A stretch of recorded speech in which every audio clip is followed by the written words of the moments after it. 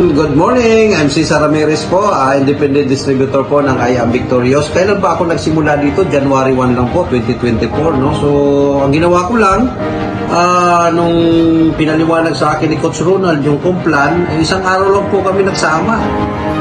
Tumiwalay na po ako agad sa kanya kasi naintindihan ko na po. Sabi ko, kailangan hatawin na ito. Habang pinapaliwanag niya po sa akin yung marketing plan ng I Am Victorious, umiinit na po yung puwet ko at hindi na po ako mapakali. Sabi ko, hahatawin ko na talaga to.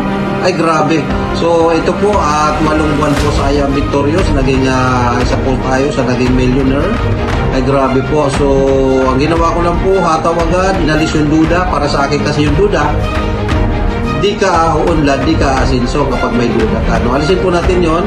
At lahat ng trabaho, pagod, ay baliwala po yan pagka narating mo na isa ka sa maging millionaire na po na kaya Victorious. No? Dito po kami ngayon sa Okada. Salamat po, Press, ang ating Kuya Brian at Ate Janet at Kuya Kim. Salamat sa ito, reward sa amin na kumbaga sa talagang lahat ng pagod namin ng nagsisimula kami, kuya, gutom, baliwala na po lahat yon at napakaganda po ng reward at dito po kami sa Okada.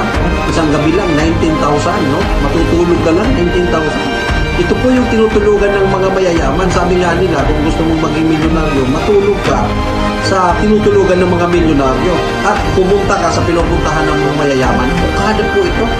Ay, grabe. So, andito po kami ngayon para patunayan na talagang sa Victorious, I Am Victorious, pangalan pa lang, tagumpay ka na eh. Kaya coaches, huwag mawawala ng pag-asa. Tuloy mo lang at huwag aatras sa gitna ng laban.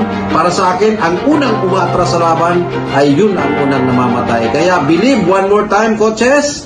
Tuloy-tuloy lang. See you at the top.